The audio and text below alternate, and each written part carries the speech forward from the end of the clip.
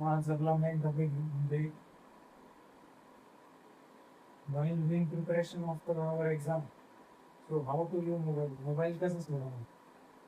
तर मोबाईल कसा सोडावा? मोबाईल एक आपल्याला सगळ्यात कसं डिस्ट्रॅक्शन होतं. त्याच्यामुळे आपली आपली तयारी चांगल्या प्रकारे होत नाही. आपली एक्झाम क्रॅक होत नाही. नंतर आपण स्वतःला दोष देतो. मी कुठं चुकी करतो. सगळ्यात पहिले मी सांगतो की मोबाईलचा आपण बरोबर वापर कुठं चुकतो आपण ते गोष्ट सांगतो. ते मोबाईलचं सगळ्यात पहिले म्हणजे काय आहे, मोबाईल तर आपण मोबाईल काय वापरतो? मोबाईलचा सर्वात पहिले यूज आपण आपल्या पद्धतीने कसं विचार करतो सगळ्यात पहिले विचार करतो आपण की कशासाठी की लेक्चर बघण्यासाठी. दुसरी गोष्ट पीडीएफ नोट्स असते नोट्स बघण्यासाठी. तिसरी गोष्ट काय असते? तिसरी गोष्ट असते की आम्हाला म्हणजे वर्क फ्रॉम म्हणजे स्टडी फ्रॉम होम.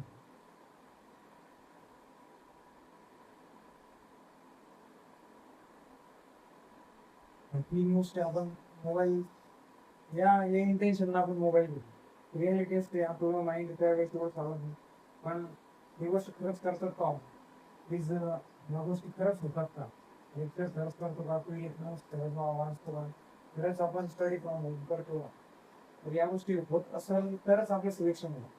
नाहीतर काही नाही सिलेक्शन होत नाही खर्च. जर बघितलं तर आता जेईची परीक्षेचं सांगतो. जेई मध्ये अप्रॉक्सिमेटली 16 लाख मुलं बसतात. पण सिलेक्ट किती होतात? फक्त 18,000 सीट असतात आय आय टी मध्ये. पण 18,000 मुलंच होतात का? कारण ते 18,000 मुलं मोबाईलचा त्याग करतात. रियालिटी सांगतो. त्याच्यातून लागतात ते ऑनलाईन मध्ये लागतात ते आता लागायला लागले लॉकडाऊनच्या नंतर. पण त्याच्या आधी कसे लागत होते? त्याच्या आधी बुक्स वापरायचे, ऑफलाईन लेक्चर्स करायचे, ऑफलाईन मध्ये जायचे. ऑनलाईन मध्ये होत नाही असं नाही, पण ऑनलाईन मध्ये होतं. पण आपल्याला चांगल्या प्रकारे आपलं डिसिप्लिन मध्ये राहावं लागतं, कन्सिस्टन्सी मध्ये राहावं लागतं. तर दुसरी गोष्ट म्हणलं तर अजून खूप सारे रिझन्स आहे त्यामागं. तर बघू अजून पुढं नेक्स्ट टॉपिक. आता आपण त्या टॉपिक त्याच्यानंतर सेकंड टॉपिक आहे की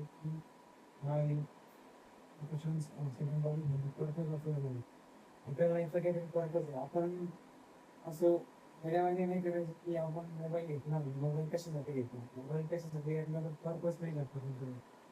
आपले मोबाईल यासाठी घेतला की आपली लाईफ चांगली बनवली चांगली बनवली त्याच्यासाठी आपण मोबाईल घेतला. समजलं ना? तर आपण त्याच्यासाठी आपण मोबाईल घेतला आणि आपण काय करतो? चांगला वापर नाही करत मोबाईलचा. पर्पज ठेवा कोणतं तरी चांगलं आणि घेऊन जाईल. एवढं काही हार्ड नसतं. एक्झाम क्रॅक करणं हार्ड नसतं. पण पर्पज चांगला ठेवा आणि आपली लाईफ चांगली करण्यासाठी आपण काय करणार आहे? मोबाईलचा 2-3 वर्ष त्याग करणार आहे बस. 2-3 वर्ष ही काही मोठी गोष्ट नाही. त्यामुळे हे ध्यानात ठेवा. फर्स्ट टॉपिक होतं. सेकंड टॉपिक म्हणजे काय? काहीतरी इंटेन्शन पाहिजे आपल्या लाईफला. आपण आलेलो आहे तर आपल्याला काहीतरी स्वार्थ करूनच जायचं. आपण काय असे अल्लंकल्लं म्हणून जगणार नाही की लोक जगताय म्हणून जगताय. नाही तर काहीतरी वेगळं करायचं मला.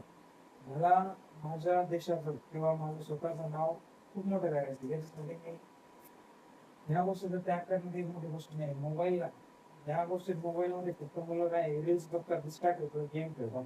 तर ह्या गोष्टीत फक्त 2-3 वर्ष त्याग केला म्हणजे आपली लाईफ सेट होणार.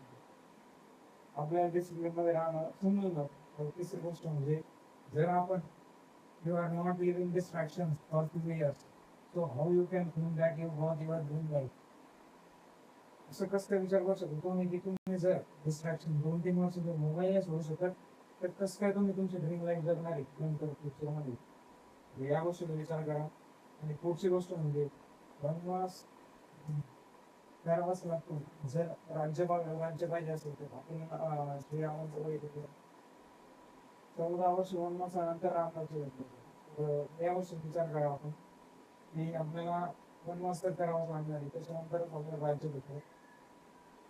तर याच काही पॉईंट्स होते. त्या पॉईंट्समध्ये आपण मोबाईल सोडू शकतो. एकच इंटेन्शन ठेवा फक्त काहीतरी. आपण इंटेन्शन ठेवा आणि पर्पज ठेवा आपल्या लाईफच्या. आपल्याला काय करायचं आहे.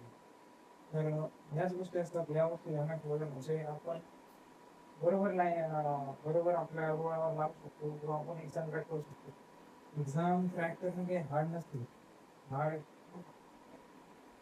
हार्ड नसतं तर हार्ड नसतं, फक्त काय डिसिप्लिन राहा आणि कन्सिस्टन्सी ठेवा, होऊन जाईल सगळं. Anything is possible when people things बस. तुम्ही विचार करा ते होऊन जाईल. ठीक आहे, थँक्यू. तुला काय डाऊट असेल तर कमेंटमध्ये विचारा. थँक्यू.